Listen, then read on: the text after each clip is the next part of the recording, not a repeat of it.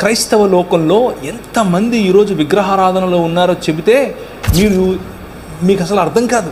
విగ్రహారాధన అని అంటే వెళ్ళి రాయి ముందో రప్ప ముందో తలంచటం కాదు, అవి బొమ్మలు. బొమ్మకు విగ్రహానికి ఉన్న తేడా ఏమిటి అని అంటే ప్రతి విగ్రహము వెనుక ఒక భావజాలం ఉంటుంది. ఆ భావజాలం మనిషి పైన రాజ్యం చేస్తుంది. కానీ మనిషే దేవుడు ప్రాణప్రతిష్ఠ చేసినటువంటి ఆయన ప్రతిబింబం అనే భావజాలం నుంచి మనం వస్తున్నాం. ఈ భావజాలానికి ఆ భావజాలానికి పడదు. అది మనం అర్థం చేసుకోవాలి. అలా అర్థం చేసుకోకపోతే మెల్లిమెల్లిగా మనకు తెలియకనే ఈ లోక మర్యాదలోనికి జారిపోతాం. ఇది విగ్రహము కాదులే అని అనుకుంటూనే విగ్రహాన్ని మన నెత్తిన పెట్టుకుంటాం. దీన్ని తాకడమో దీన్ని చేయడమో వల్ల ఏమో కాదులే అని అనుకుంటూనే ఈ లోక మర్యాద మన పైన తాండవం చేస్తుంది.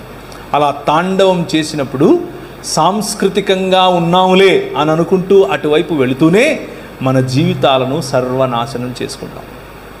జాగ్రత్త.